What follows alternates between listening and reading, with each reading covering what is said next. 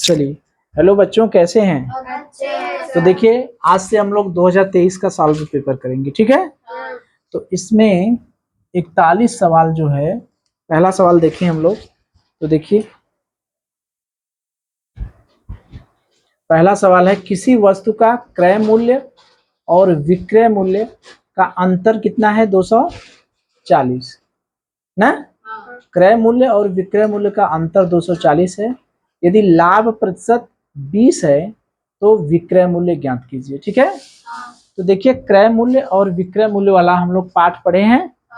उस क्रय मूल्य और विक्रय मूल्य वाले पाठ में कुछ सूत्र हैं, याद है? एक तो पहले लाभ होता है, ठीक, और एक होती है हानि। तो लाभ जब होता है तो विक्रय मूल्य में से क्रय मूल्य क्या करते हैं? घटा देते हैं। और जब हानि होती है तो क्रय मूल्य में से विक्रय मूल्य घटा देते हैं। और एक होता है, हमें प्रतिशत लाभ होता है और प्रतिशत हानि होती है। तो मुझे बताइए, प्रतिशत लाभ का क्या सूत्र था? लाभ बटे क्रय मूल्य गुणे। Very good. हानि बराबर हानि बटे क्रय मूल्य गुणे। चलिए, ये सब याद है आप लोगों को, बहुत अच्छी बात। बस इतना है क्रय मूल्य, और नहीं ना सूत्र है? कौन सा विक्रय मूल्य का बताइए। अच्छा, हाँ, विक्रय मूल्य बराबर विक्रय मूल्य बराबर क्रय मूल्य 100 प्लस आर मान लीजिए बटे। ये जो प्लस हम इसलिए लिखे हैं, ये प्लस आर लिखे हैं इसलिए कि ये लाभ है। अगर यहीं पर माइनस आर हो जाएगा, जबकि क्या हो जाएगी? हानि। ठीक है? तो बस इतना सूत्र है, यही सूत्र था ना? इसी सूत्र में क्रय मूल्य और विक्रय मूल्य दिया रहेगा तो हमें लाभ पूछेगा। 1 2 3 चीजें हैं, क्रय मूल्य, विक्रय मूल्य और हानि। इन तीनों में से कोई 2 चीज देख के तीसरा चीज पूछेगा, जो कि बहुत आसान रहता है और ज्यादातर एग्जाम में नहीं पूछता है। पूछना चालू करता है यहां से, प्रतिशत लाभ, प्रतिशत हानि, कितना विक्रय मूल्य हुआ, कितना क्रय मूल्य हुआ। तो देख रहे हैं, प्रतिशत लाभ का सूत्र है लाभ बटे क्रय मूल्य गुणे 100। प्रतिशत हानि का सूत्र है हानि बटे क्रय मूल्य गुणे 100। और विक्रय मूल्य बराबर क्रय मूल्य ब्रैकेट में 100 प्लस आर बटे 100 प्लस आर रहेगा तब जबकि ये लाभ होगा। अगर कहीं हानि होगा तो यही चीज माइनस हो जाएगी, यही है ना? चलिए, अब हम लोग सवाल को देखें अपने। देखिए, क्या कह रहा है कि एक वस्तु के क्रय मूल्य और विक्रय मूल्य का अंतर, क्रय मूल्य और विक्रय मूल्य का अंतर, यानी क्रय मूल्य माइनस विक्रय मूल्य, विक्रय मूल्य माइनस क्रय मूल्य, ये दोनों का अंतर कितना दिया है? 240। यदि लाभ 20% हो, लाभ प्रतिशत कितना दिया है? 20। तो हमसे पूछ रहा है विक्रय मूल्य बताइए, नहीं पूछ रहा है? तो ये बताइए कि हमें तो दिया है अंतर, हमने विक्रय मूल्य में से क्रय मूल्य घटा दिए। अंतर का मतलब विक्रय मूल्य में से क्रय मूल्य तो होता नहीं, लेकिन हमने विक्रय मूल्य में से ही क्रय मूल्य क्यों घटाया? क्योंकि यहाँ पर प्रतिशत लाभ है। जब कहीं लाभ होता है तो विक्रय मूल्य में से ही क्रय मूल्य घटता है ना। अगर यहाँ पर प्रतिशत हानि देता तो हम क्या क्रय मूल्य में से विक्रय मूल्य घटाते, है ना सूत्र? चलिए, तो मुझे ये बताइए, जब भी विक्रय मूल्य दिया रहेगा तो विक्रय मूल्य पूछेगा तो हमें क्या पता होना चाहिए? क्रय मूल्य पता होना चाहिए ना। प्रतिशत लाभ पता होना चाहिए। आर क्या है? प्रतिशत लाभ, ठीक है? अब हमें ये देखिए कि हमें प्रतिशत लाभ पता है, क्रय मूल्य नहीं पता है, विक्रय मूल्य नहीं पता है, लेकिन एक तरह से देखिए तो इस सूत्र में विक्रय मूल्य अगर हमें निकालना है तो हमें क्रय मूल्य दिया रहेगा, लाभ प्रतिशत दिया रहेगा। तो लाभ प्रतिशत तो दिया है लेकिन हमें क्रय मूल्य नहीं दिया है। लेकिन एक तरह से देखिए तो क्रय मूल्य दिया है, क्या करें, क्रय मूल्य मान लें। क्रय मूल्य कितना मान लें, x मान लें। तो यहां से सूत्र लगाएं। चलिए, विक्रय मूल्य बराबर क्रय मूल्य क्या मान लें, x बटे x गुणे 100 धन लाभ प्रतिशत कितना है 20 बटे क्या है 100। तो ये बताइए मुझे, अगर हमने क्रय मूल्य x मान लिया तो क्या विक्रय मूल्य मुझे नहीं पता है? विक्रय मूल्य पता है कि नहीं, बताइए। विक्रय मूल्य बराबर कितना हो जाएगा, ये x हो जाएगा प्लस 240। नहीं हुआ क्या? विक्रय मूल्य बराबर x प्लस 240 नहीं हो जाएगा? तो विक्रय मूल्य कितना है, x प्लस 240, x 100 धन 20 कितना हो गया, 120 हो गया बटे 100। अब इसको गुणा कर दें, हाँ x गुणे 100, यानी यहाँ से 100 डायरेक्ट कर दें हम, 100x धन 240 गुणे 100 बराबर 120 x। पक्षांतर कर दें, उधर जाएगा तो 20x हो जाएगा ना। 240 गुणे 100 तो x बराबर हो जाएगा 240 गुणे 100 बटे कितना हो जाएगा 20। एक जीरो से एक जीरो कट गया, 12 120 गुणे 10, यानी x की वैल्यू तो आ गई 1200। x की वैल्यू क्या आ गई 1200। तो ये x हमारा क्या है, क्रय मूल्य है। हमें निकालना क्या है बच्चा, विक्रय मूल्य। तो विक्रय मूल्य कितना है, जब भाई क्रय मूल्य में 240 क्या करेंगे, जोड़ देंगे तो कितना हो गया 1440। कोई उत्तर है? अच्छा, ये पेपर तो हमारे पास है तो उत्तर कहाँ से पता, 1440 ऑप्शन है बी। ठीक है, तो देखिए सवाल हमारा वही सब है ना, सभी सवाल पुराने हैं, कोई नया सवाल तो है नहीं।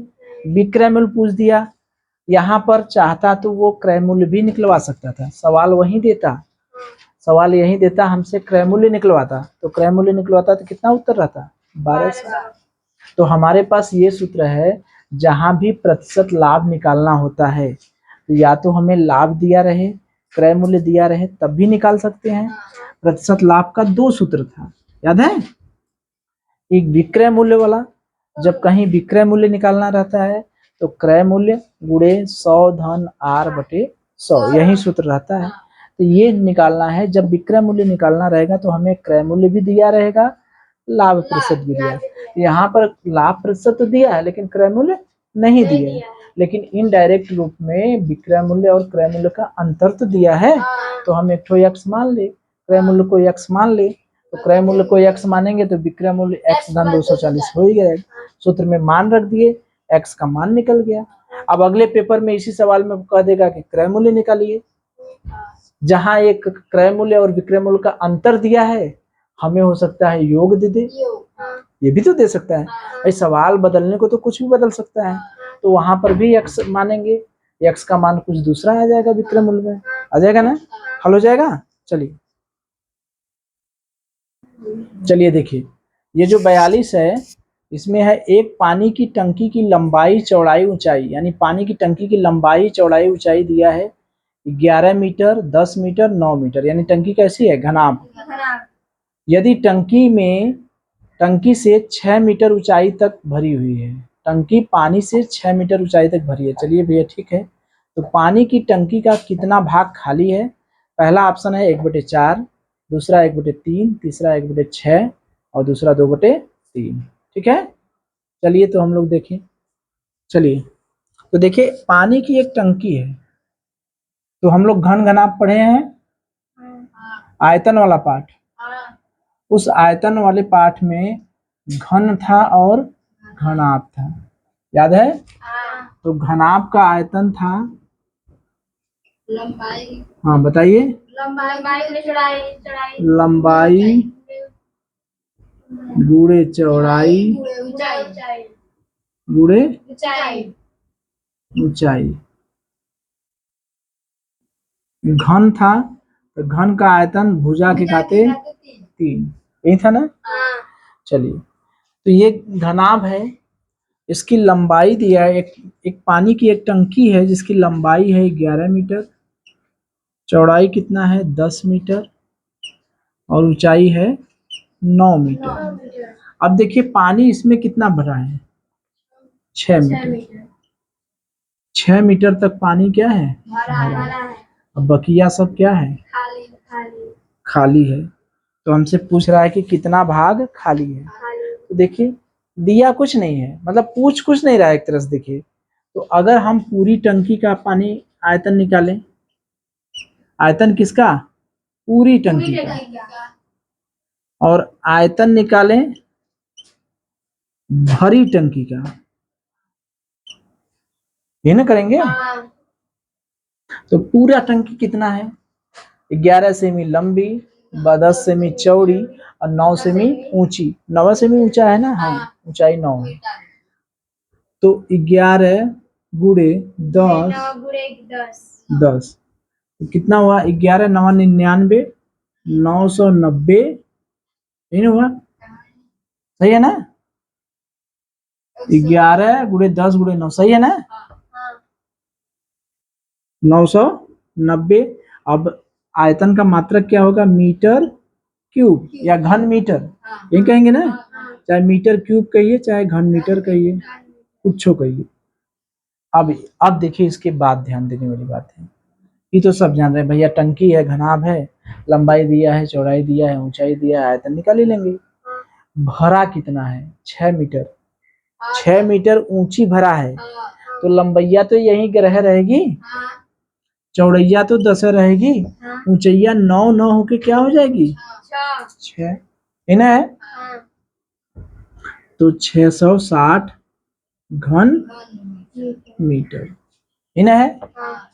अब ध्यान से देखिए, अब इतना भरा है, इतना पूरा है, हमसे पूछ रहा है कितना भाग खाली है, ये ना पूछ रहा है। तो खाली भाग कितना है बताइए, पूरा तो इतना था 990, उसमें से हमने 660 घटा दिए, तो कितना भाग खाली हो गया, 330 घन मीटर। इतना भाग क्या हो गया, खाली, इतना घन मीटर खाली है। लेकिन हमसे ऐसे नहीं पूछ रहा है, पूछ रहा है कि कितना भाग खाली है, 1/3, 1/4, यही ना है। पूरा टंकी कितना है, पूरा टंकी 990, खाली कितना है 330। तो खाली भाग खाली भाग 330 तो खाली है, अब पूरा कितना है 990, यही ना है। जैसे एक सीधा सा सवाल हम कहते हैं कि हमारे पास 10 रुपए हैं, ठीक है, 3 रुपये हमने साक्षी को दे दिया, तो कितना भाग दिया, 3/10, कुल में जो दिए उसका भाग देते, 10 में से 3 दिए तो 3/10 भाग ना साक्षी को दिए। तो 990 में से 330 भाग खाली है, तो कितना भाग खाली है, काट देंगे, 11 3 आते हैं, अरे हाँ 33 3 99, 1/3 भाग, ये है ना। आ गया, कौन सा ऑप्शन है, अच्छा बी, कौन सा ऑप्शन है, बी। लेकिन मान लीजिए अगले पेपर में कह देता, इसी चीजिया को सेम सवाल यही रहता, कह देता कितना प्रतिशत भाग खाली है, तब कहते हैं अरे याद करिए, हम लोग पढ़े हैं किसी भी भिन्न को प्रतिशत में बदलना जानते हैं ना। अरे भिन्न आ ही गया है, भिन्न का है 1/3 है, भिन्न को प्रतिशत में बदलने के लिए क्या करते हैं, 100 से गुणा कर देते हैं, तो क्या आ गया 33 सही 1/3। 3%। आ गया। ऐसा भी कर सकता था कि हमसे ये पूछता कि टंकी का कितना प्रतिशत भाग भरा है, ये भी तो पूछ सकता था। इतना भाग खाली है तो 100 में से घटा देंगे तो जितना भरा है वो भाग आ जाएगा। हमसे ये भी पूछ सकता था कि टंकी का कितना भाग भरा है, तो भरा भाग बताते हैं तब 660 भागे 990, तो क्या होता 11 दूनी 33 दूना 66, 33 तिया 99, 2/3 भाग भरा है। अब इसमें अगर हम लोग भाग देते, पूछते ये कितना प्रतिशत भाग भरा है, तो कितने का 2/3 में कितने 100 का गुणा करते, तो 200/3 यानी 66 से ही 1/3 यही आता ना। तो इसी एक सवाल से हमारा एक घन का कई प्रश्न बन जाएगा ना। अगले पेपर में हो सकता है इसी को कुछ बदल दे, या घन घनाप का और भी सवाल है, लंबाई चौड़ाई ऊंचाई में चौड़ाई दे पूछेगा, आयतन दे देगा, कोई दूसरा पूछेगा। 1 2 3 4 ठो है ना, तो 4 में से कोई 3 ठो दे के चौथा पूछेगा, हो जाएगा। लेकिन इसको देखिए प्रतिशत में भी पूछ सकता है, ये ध्यान रखिएगा कि यहाँ पर भाग पूछा है, क्योंकि जब हम लोग प्रतिशत पढ़े होंगे तो वहां प्रतिशत में किसी भी भिन्न को प्रतिशत में बदलना जानते हैं। भिन्न को प्रतिशत में बदलने के लिए 100 से गुणा कर देते हैं। इसलिए कक्षा 5 की गणित को अपने हल्के फुल्के में मत लीजिए। अगर वो रटा है कैसे प्रतिशत को भिन्न में बदलते हैं, भिन्न को प्रतिशत में बदलते हैं, क्योंकि सवाल क्या करता है जानते हैं, कठिन बनाने के लिए एक पाठ 2 पाठ को मिला देगा आपस में, 3 पाठ को आपस में मिला देगा। समझ रहे हैं कैसे?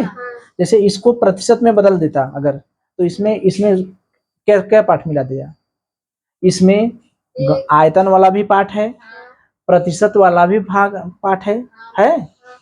अगर ये चीज हमको दे देता प्रतिशत, तो वहां पर ये भिन्न भी आ जाता, भिन्न भी तो आ गया। अगर 100/3 है, जब इसको हम सही बटा में बनाएंगे तब बने ये आएगा, तो इसमें प्रतिशत भी आ गया, आयतन भी आ गया, और क्या आ गया, भिन्न भी आ गया, 3 पाठ आ गए। तो वो एग्जामिनर जो है, जो पेपर बनाते हैं, वो यही देखते हैं कि बच्चा क्या जानते हैं, बच्चे को समझ कितनी है। ठीक है, चलिए 43 देखें। देखिए ये भी उसी पाठ का है, आयतन और क्षेत्रफल दोनों है ना उसमें। जो पाठ है आयतन और क्षेत्रफल वाला, हाँ क्षेत्रफल परिमाप वाला। देखिए 43 देखिए, एक हाल के फर्श जिसकी बीमाएं 12x10 हैं। 12x10 का मतलब समझ रहे हैं, 12 मीटर लंबा और 10 मीटर चौड़ा, को पूरी तरह से ढकने के लिए 10x8 की कितनी आयताकार टाइल्स लगेगी। ठीक है, अब पहला है 12,000, 15,000, 10,000 और 8,000। चलिए तो देखिए ये सवाल वही आयतन वाला ही है, क्योंकि आयतन वाले में 2 भाग हैं, एक क्षेत्रफल है और आयतन है। हाँ, तो एक हाल की बीमाएं, एक आयताकार हाल की बीमा दिया है 12 मीटर गुणे 10 मीटर।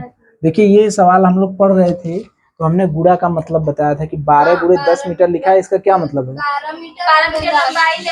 12 मीटर लंबा और 10 मीटर चौड़ा। ठीक, चलिए और कह रहा है इसमें पूरी तरह से ढकने के लिए 10x8 सेमी, यानी 10 सेमी गुणे 8 सेमी की कितनी आयताकार टाइल्स, ये टाइल्स है, ये क्या लगाना है, टाइल्स लगानी है। कितनी टाइल्स लगेगी, कितनी टाइल्स लगेगी। ये देखिए सेमी में है, ये किस में है, मीटर में है।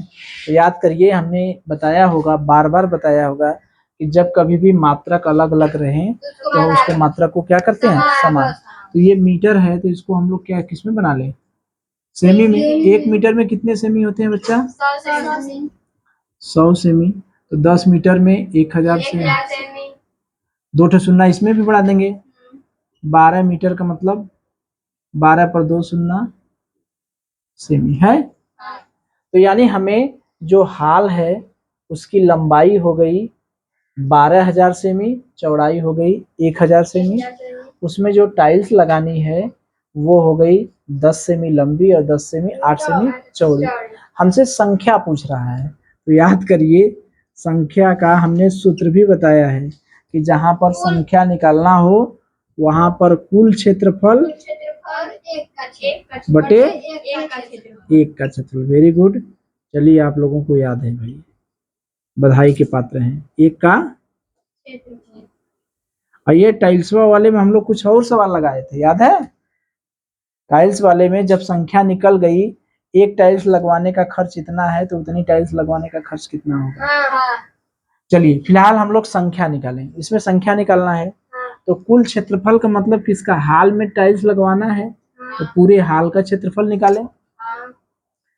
एक टाइल्स का क्षेत्रफल निकालें तो क्षेत्रफल निकालने के लिए चूंकि आयताकार टाइल्स है तो आयत का क्षेत्रफल हम लोग जानते हैं, आयत है और वर्ग है, यही ना है। तो क्षेत्रफल निकालेंगे, आयत का क्षेत्रफल क्या होता है, लंबाई गुणे चौड़ाई। वर्ग का क्षेत्रफल जो होता है भुजा के घाते 2। परिमाप के लिए चारों भुजाओं का योग कर लेते हैं। चलिए तो कुल क्षेत्रफल के लिए क्या करेंगे, लंबाई गुणे चौड़ाई कर देंगे। तो आयत की लंबाई हमें पता है 12,000, चौड़ाई कितना है बच्चा 1,000 बटे टाइल्स का कितना है बच्चा 10 गुणे 8। चलिए एक जीरो से एक जीरो, बहुत जीरो बचा है अभी तो ऊपर। 8 से ही भाग दे दें, 8 एकम 8, बस 8 पंजे 40, 15 पर 2 जीरो, ठीक। और यहाँ 150 पर 2 जीरो, यहाँ 2 जीरो और, तो 1 5 पर कितने जीरो है 4 जीरो, इकाई दहाई सैकड़ा हजार 10,000 लाख, यानी इतना टाइल्स आया।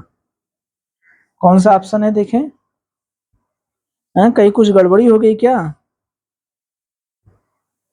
15,000, इतना ऑप्शन 15,000 आएगा क्या, कहीं कुछ गड़बड़ी हो गई क्या। ओ देखिए गड़बड़ी कहाँ होगी, 12,000 कहाँ होगा, 12 में 100 का गुणा करेंगे तो 1200 होगा ना। ये 1200 1,000 तो कहाँ 12,000 है तो यहाँ एक जीरो घट जाएगा, यहाँ एक जीरो घट जाएगा, यहाँ एक जीरो घट जाएगा, 15,000 टाइल्स आ गया। आ गया। तो हमें हाल की लंबाई दी थी, चौड़ाई दी थी, लेकिन मीटर में दिया था। टाइल्स की लंबाई दी थी, चौड़ाई दी थी, लेकिन सेमी में दिया था। तो एक है मीटर, एक है सेमी, तो हमने दोनों को सेमी में बना लिया। सेमी में बना लिए, हमें टाइल्स की संख्या पूछना है तो हमने बताया था कि टाइल्स लगवाना हुआ, पेड़ लगवाना हुआ, पत्थर लगाना हुआ, कुछ भी बिछाना हुआ, यही सब रहता था सवाल ना। तो उसमें संख्या निकालना होता है तो पूरे क्षेत्रफल में एक के क्षेत्रफल का क्या करते हैं, भाग देते हैं। तो 1200 गुणे 1,000, ऊपर क्षेत्रफल हो गया लंबाई गुणे चौड़ाई, और नीचे 10 गुणे 8 है, 10 बटे 800, इसको सॉल्व किए 15,000 टाइल्स। यहीं पर सवाल में नया क्या कर देता, अगर हमसे कहता कि एक टाइल्स का खर्च, एक टाइल्स का खर्च 5 रुपया है, ठीक है, तो कुल खर्च कितना आता, कितना 15,000 टाइल्स लगवाने में कितना, 15,000 में 5 का गुणा कर देते कितना रुपया लगता, 75,000 रुपया। तो ये टाइल्स वाले में हमारा संख्या भी पूछ सकता है और टाइल्स वाले में हमसे ये भी पूछ सकता है कि कितना खर्च आएगा। हाँ आएगा ना। अगर इसी में हम लोग देखें तो थोड़ा सा अगर हम लोग और टफ बनाना चाहें, इसको मिटा दें, तो देखिए अगर इसको हम लोग थोड़ा सा खोलें, इसको थोड़ा सा क्या करें, ओपन करें। मान लीजिए, जैसे मान लीजिए सवाल पूछने को देखिए कुछ भी पूछ सकता है।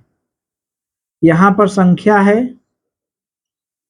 ये देखिए हाल है ना, हाल का क्षेत्रफल निकालना है तो हाल की लंबाई गुणे चौड़ाई, यही ना है। यहाँ पर क्या है, टाइल्स लगा रहे हैं, टाइल्स की लंबाई गुणे चौड़ाई। अगर इस हिसाब से हम देखें तो हमारे पास कितनी चीजें हैं, 1 2 3 4 और 5 चीजें। कितनी चीजें हैं, 5 चीजें। सवाल का डाटा यही रहे, ठीक है। अगर हम हाल की लंबाई निकलवाना चाहें चौड़ाई निकलवाना चाहें, जैसे मान लीजिए हम एक प्रश्न बना दें, हम हाल की चौड़ाई निकलवाना चाहते हैं, तब प्रश्न कैसे बनाएगा कि एक आयताकार हाल की लंबाई 12 मीटर है, ठीक है, उसमें 8-10 सेमी गुणे 8 सेमी की टाइल्स लगानी है। यदि पूरे हाल में 15,000 टाइल्स लगती हैं तो बताइए कमरे की चौड़ाई क्या है। हम लोग प्रश्न हल किए हैं ना, तो यहाँ पर 15,000 हमें पता रहेगा, 15,000 रख देंगे, लंबाई की जगह कितना रख देंगे, 1200 रख देंगे, और यहाँ पर 8 रख देंगे, और यहाँ पर 10 रख देंगे, यहाँ 8 रख देंगे, यहाँ यक्स मान लेंगे, तो चौड़ाई हम लोगों की कितनी आ जाएगी, 1000 सेमी आ जाएगी ना। जैसे मान लीजिए हमने 15,000 रख दिया, 15,000, हाल की लंबाई कितना है 1200, चौड़ाई मान लीजिए x मान लिए, लंबाई 10 गुणे 8, तो x का मान निकालेंगे 15,000 गुणे 10 गुणे 8 बटे 1200, 1 0 कट गया, 1 0 कट गया, 12 4 दूनी 8, 4 3 12, 3 5 15, ठीक है, 5 दूनी 10, 1000 सेमी आ गया। इसको मीटर में बदलेंगे, सेमी को मीटर में बदलने के लिए कितने से भाग देते हैं, 100 से, तो 100 से भाग देने कितना आ गया, 10 मीटर। तो हमसे ये भी पूछ सकता है ना, जैसे बनाने वाला अगर अगले पेपर में बना दिए आयताकार हाल की लंबाई पूछ, चौड़ाई पूछ दिए, तो अगर आपको ये नहीं पता है, कॉन्सेप्ट नहीं पता है, तो कैसे करेंगे, तब कहेंगे ये तो सवाल ये बड़ा कठिन आ गया ना। तो इसमें जो भी प्रश्न रहेंगे वो हम लोग संख्या वाले में कहीं मूल्य निकालने को रहेगा, कहीं पूरा दाम पूछेगा, कितना खर्च आएगा। यहाँ पर हाल की चौड़ाई पूछा है, हो सकता है हमसे टाइल्स की लंबाई पूछ दे, हो सकता है टाइल्स की चौड़ाई पूछ दे, हो सकता है टाइल्स की लंबाई पूछ दे, अरे कमरे की लंबाई पूछ दे। यहाँ पर तो हमें संख्या पूछा था, तो ये पांचों में से एक प्रश्न यहाँ से बन जाएगा, एक प्रश्न रुपया वाले से बन जाएगा, 2 प्रश्न, एक प्रश्न लंबाई पूछ देगा, 3 प्रश्न, एक प्रश्न चौड़ाई पूछ देगा, 4, 5 और 6, कई प्रश्न बन जाएंगे, ठीक है। चलिए देखिए 44,